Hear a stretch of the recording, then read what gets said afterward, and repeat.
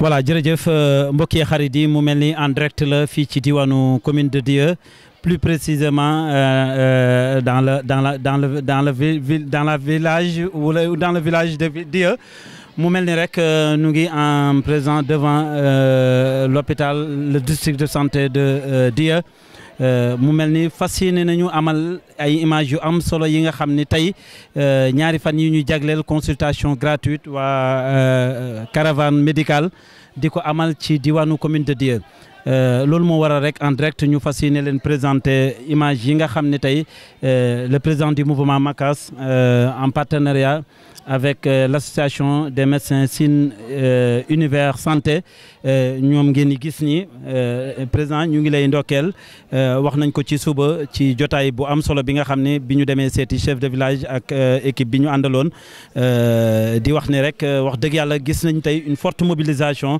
loolu nag li muy wane li muy tegtale rek ni mooy nit ñi yittewoo woon nañ faju nit ñi yittewoo nañ lu mel nii ci gox bi te wax dëgg yàlla jàpp nañ ni c'est la 5e fois lu mel nii di am laaj bi samp rek mooy teew bi nga teew tey mbégte gi ak lu ni mel nga di ko faral di amal ci diwaan bi ana lan moo ko waral. jërëjëf Ablaye ginnaaw bu nu sant yàlla julli si yonent bi ñu ngi yëkkati suñ kàddu d'abord.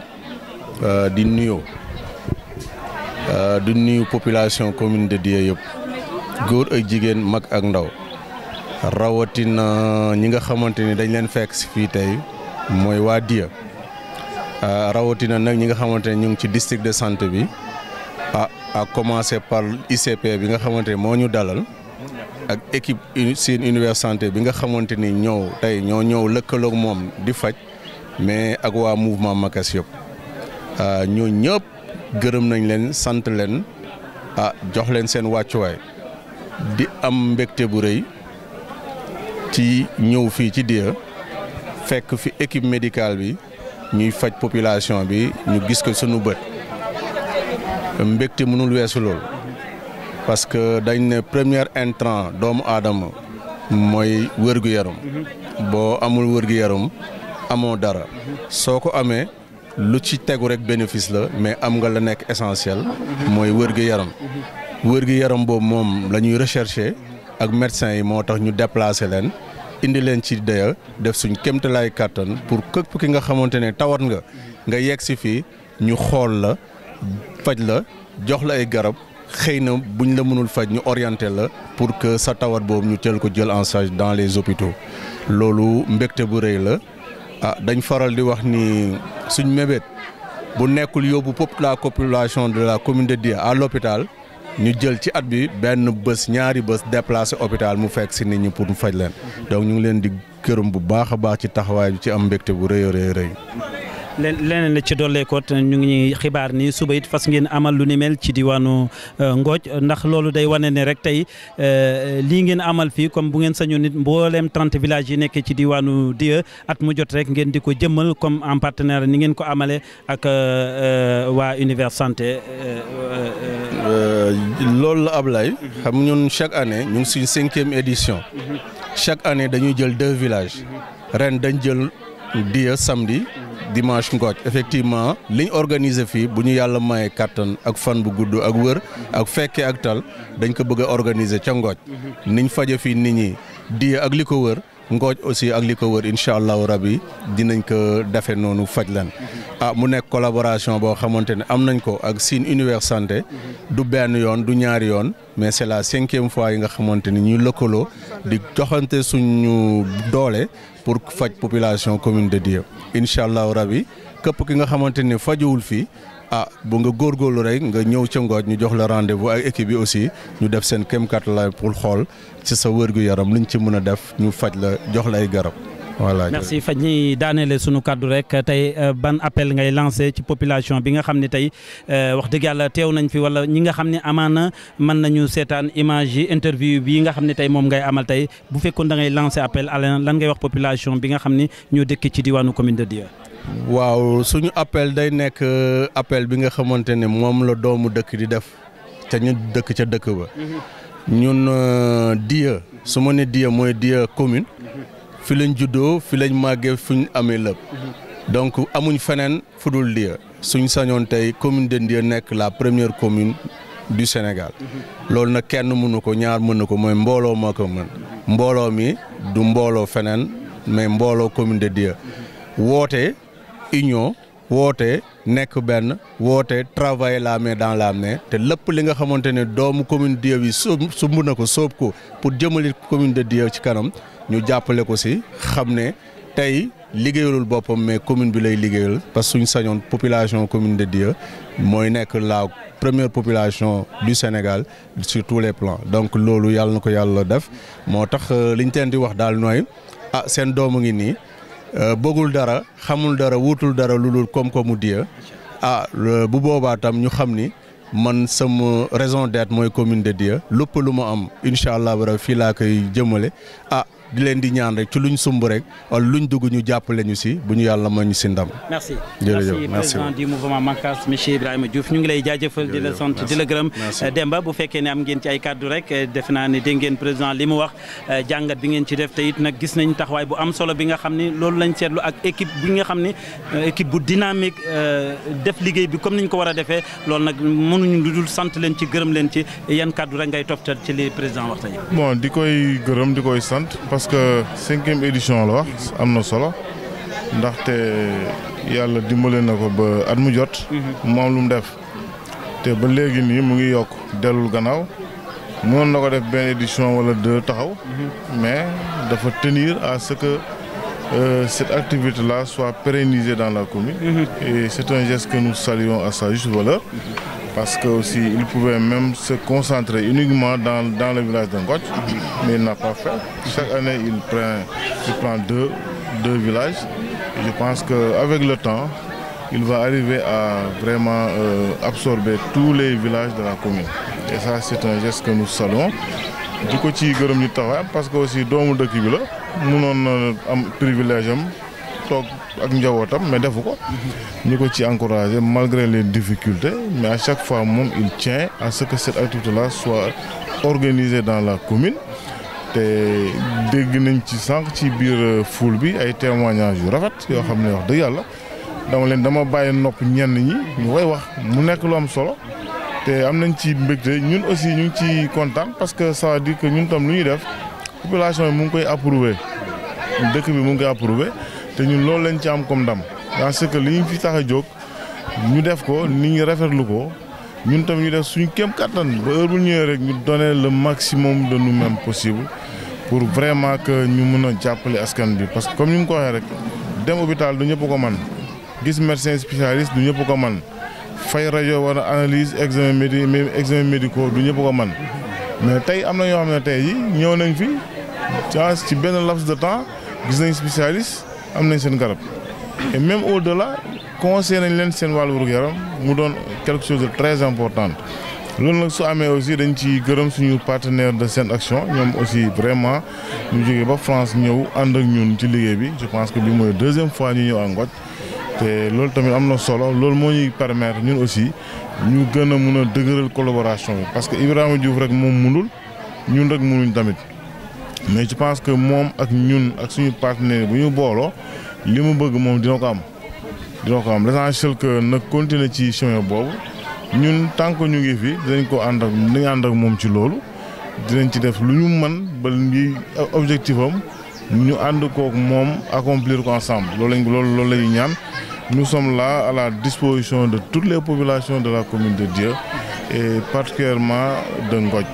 En tout cas loolu laa si doon dolli peut-être ñu jox benn petit mot à nos partenaires. Donc je suis avec la présidente de l'association Sen Action 2024. Quelques mots à l'encontre de nos partenaires locaux.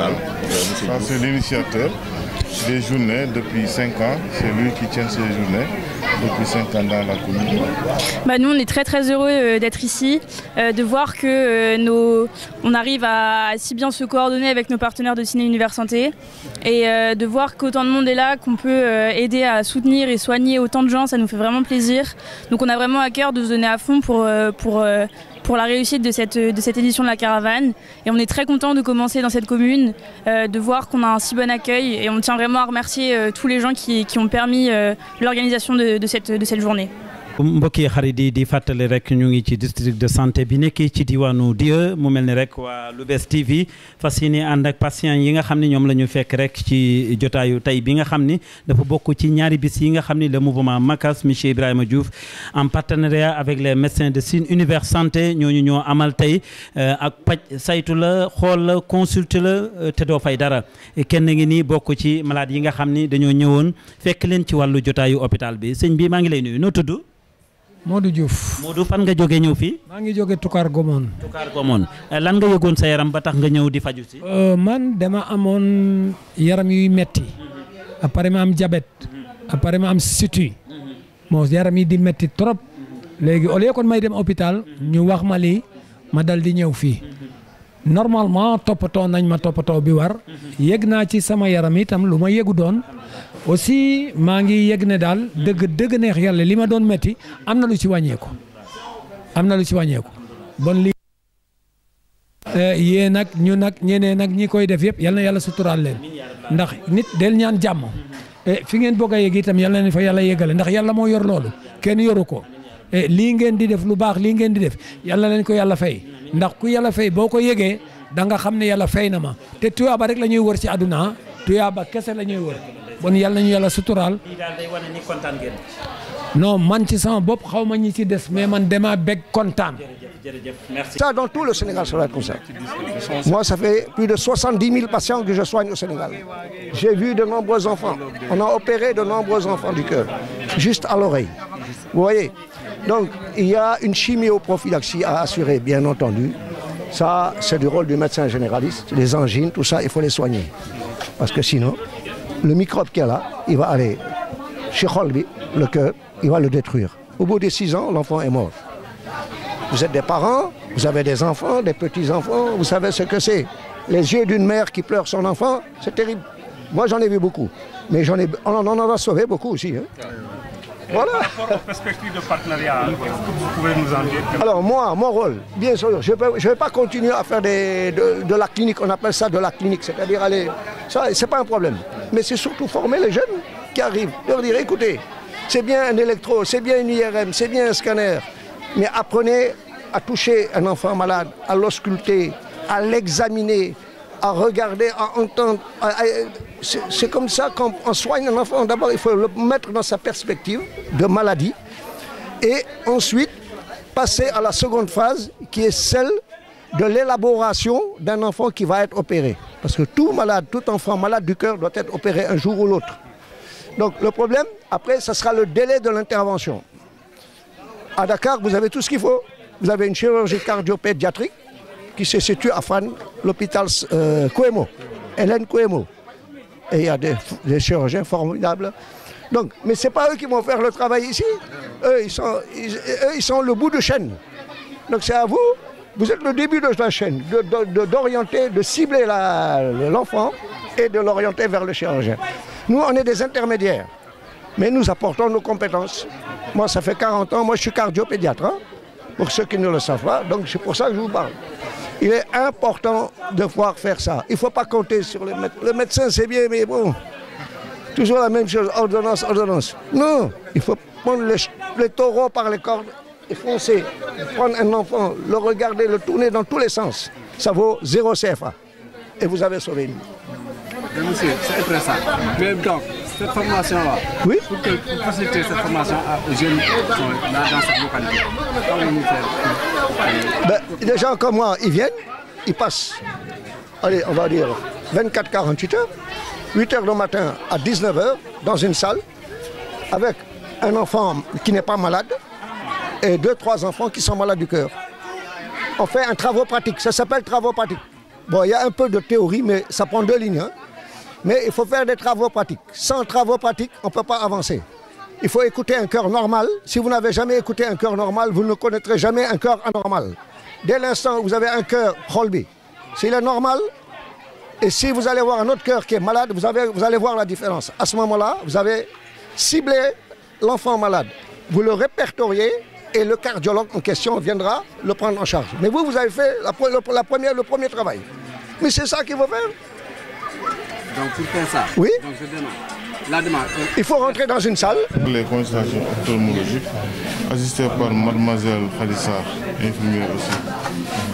C'est ici, bon, on fait les consultations ophtalmologiques. Voilà. En même temps aussi, on distribue des lunettes. Voilà, pour s'il y a des cas qui se présentent, on a des lunettes. Cas de maladie des yeux, quoi. Oui.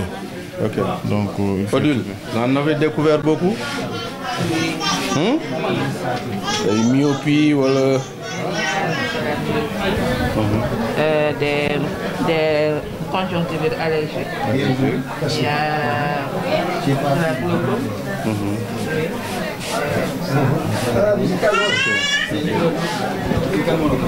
Il y a une perspective dans la prise en charge? Oui.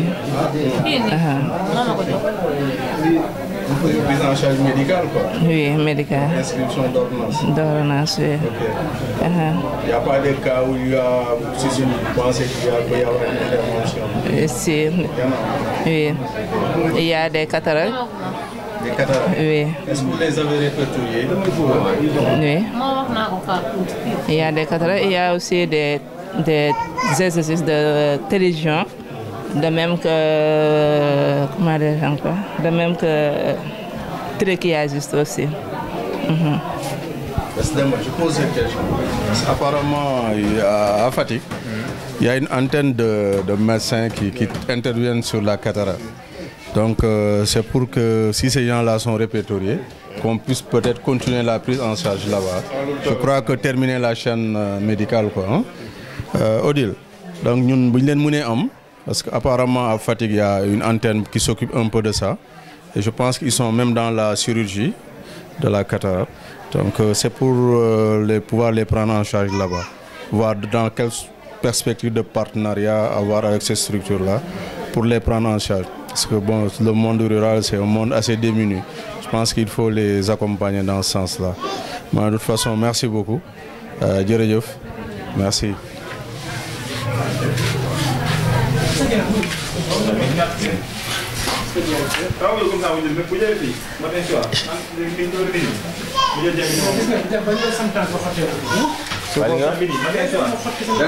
Pour nous donner des lunettes à la population. Les lunettes sont là pour eux. Oui, mais sur prescription. Ouais. Voilà, c'est ça. Si le besoin fait ça. Ah, grand. Si. Le soigne. Oh là là. C'est les soins infirmiers. Oui. C'est là où on fait tout ce qui est soins infirmiers. Observation de certains patients. Ok.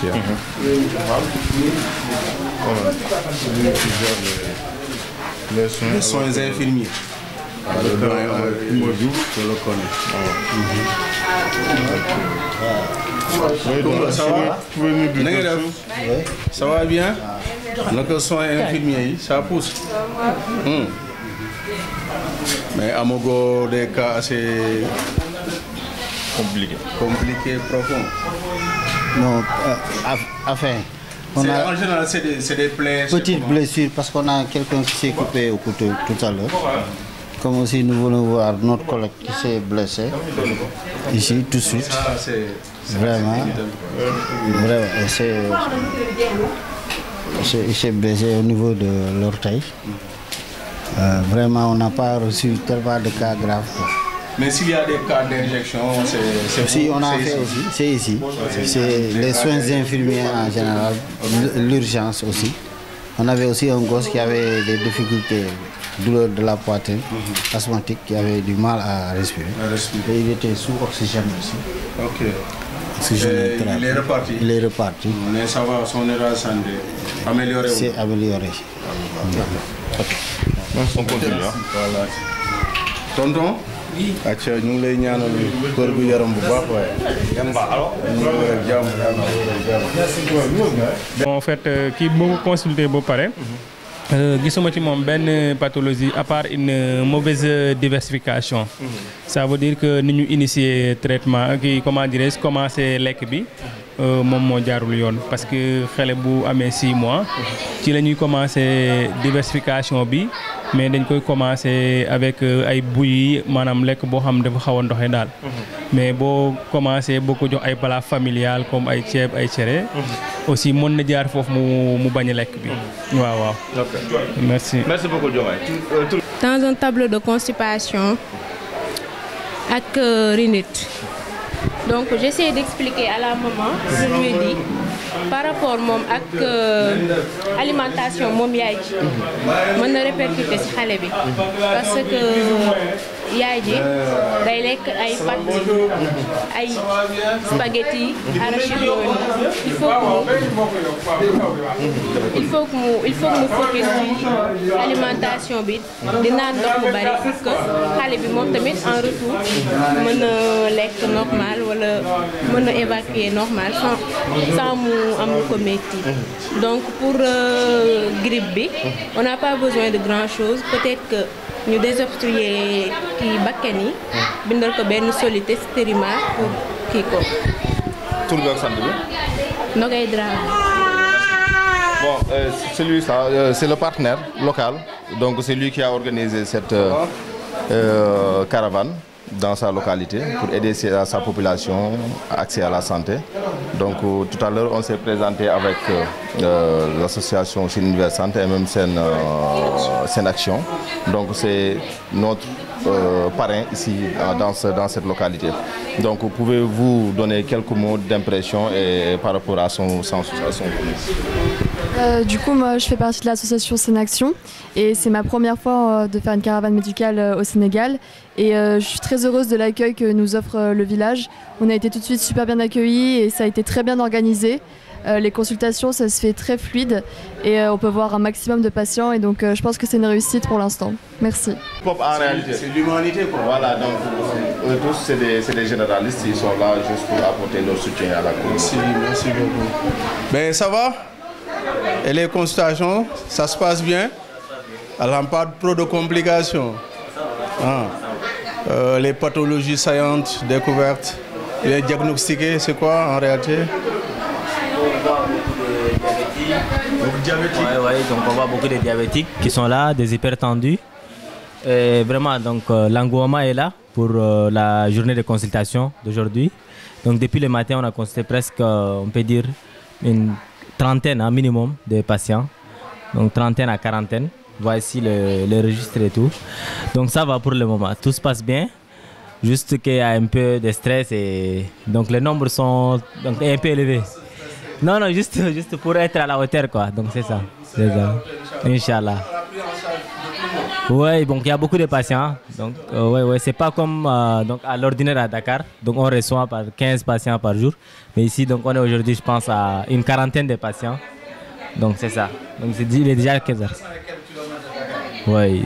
Donc ici à Dakar c'est plus de 200 km. Effectivement. Le monde rural. Effectivement. Vous êtes au cœur du Sénégal. C'est là le centre, c'est le patient résidé. Effectivement. La région centre. Donc vous êtes vraiment au milieu du Sénégal. Et en pleine brousse. C'est la raison de votre venue d'ailleurs. Effectivement. Nous on a l'habitude de dire si on ne peut pas déplacer tout le monde à l'hôpital, on déplace l'hôpital de 5 qui 2 journées. n'est pas aisé de rencontrer. dëgg nañ aussi loolu ku am conscience professionnelle ku bëgg a liggéey ku bëgg gox ku fonk askanam fonk liggéeyam mooy doxe noonu parce que mënoon nga ne je me limite dans mon district liggéey li may liggéey mais bu nekkee ne da nga dem ba bëgg a xeeñcu ñi nga xamante ne c'est des acteurs doomu dëkk bi lañ mais c'est des acteurs loolu c'est une conscience professionnelle à saluer c'est une collaboration à saluer c'est un désir aussi de servir loolu ñu ngi la si gërëm. Et xam nga aussi lu ñuy wax rek dëkk bi dafa tuuti mais sa jëw yegsi na ci ñun rafet na du tey fii c'est depuis Soob on m'a raconté que sax waa Soob tey buñ sañoon du fa jóge même ils ont tenté sax du fa jóge mais fonctionnaire moomul benn place day déplacer au gré des affectations. Mais nag yàlla na nekk boo fay jóge population bi am ci yow cofeel ba bëgg la retenir ku ñuy retenir ku baax la su bonoon duñ ko retenir et woy boobu moo yegg si Dieu ñu ngi lay gërëm ci loolu di la ci sant di la ñaanal yàlla foo jublu yàlla jàppale la en tout cas bokk nga ci dispositif sanitaire bi nga xamante ni au-delà de la commune dans le département parce que fii chef-lieu de commune la donc dafa nekk lu am solo ci dispositif sanitaire boo ci taxawee yenn taxawaay nag ñun ñi nga xam doomu gox bi lañ mais ay acteurs lañ aussi dañ la ciy gërëm di la sant di la ñaanal yàlla lépp li nga bëgg ci lu baax ci jëmale ko kanam gox bi yàlla mën na ko am na ko yàlla na ko yàlla defal de toute façon on vous tend la main on accepte la main tendue aussi de travailler la main dans la main pour que lépp lu ñu bëgg ci santé bi yàlla mën na ko am na ko c'est pas impossible yàlla defal ñu ko ñu ngi lay gërëm bu baax sant la bu baax di la tàllal loxo et c'est un début de collaboration vraiment à partir d'aujourd'hui li amoon dootul amuti on va se voir fréquemment on va se parler et on va vraiment collaborer pour que liñ bëgg yëpp yàlla defal ñu ko incha allah gërëm nañ la bu baax. merci. ban kàddu nga joxe par rapport ak monsieur Diouf li mu wax ak initiative bi nga xamante moom lañ def ci communauté bi ñëw en tant que ICP ban xaar la ci am. waaw di nuyu ñëpp di leen gërëm di leen sentir bu baax a baax wax dëgg yàlla li may wax rek la santé avant tout.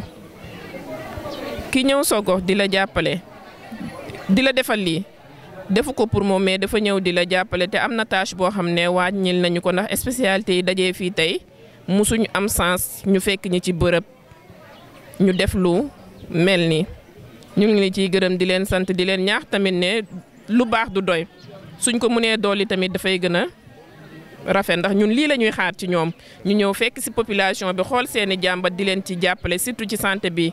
ku ne xam na ne zone bi ñu nekk zone ay baykat la ak sàmm ku wax foofu rek wax ne santé bi xaw na demee foofu boor te ku gis li teew fii tey dañuy ñëw consulter li laaj ko kañ nga gëj a dem hôpital mu ne la musuma ñëw sax loolu sax dégg nañ ko fi tey ci koo xam ne ay borom kër la kon wax dëgg yàlla duñ def lu du rafetlu bés bi di ñaan tamit mu bañ a yem ci bés bu mel nii donc di nekk loo xam ne routine lay doon fu ñu tollati mu fiy faral di am su nekk tous les 6 mois 1 an bu nekk ñu def ko fii benn yoon waaw.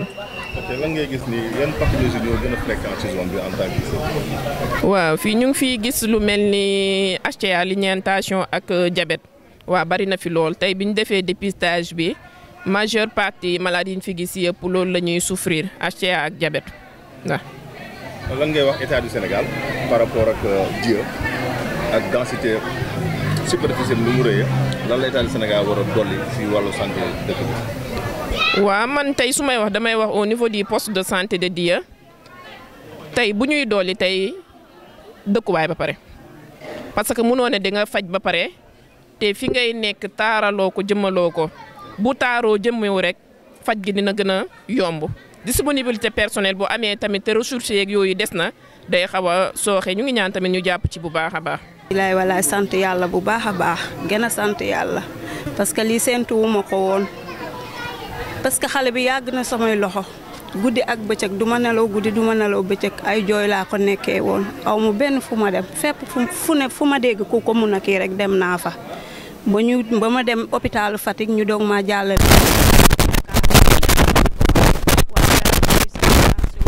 béykat boo ko waxee tey génneel lu mat 3 millions nga xaaj xam nga ne loolu mënu ko. billaay wala kon su ma ñëwee si bés bii tey am mbégte bii man mënumaa wax sax. yàlla sunu borom xam na ko damay ñaan rek yàlla na leen yàlla jàppale defal leen li ngeen bëgg ci lu baax mu jig leen billaay wallaay dama kontaan ba xamu fu ma nekk yàlla xam na loolu moom cardiaque la yore am problème xol waaw yàlla baax yàlla wëral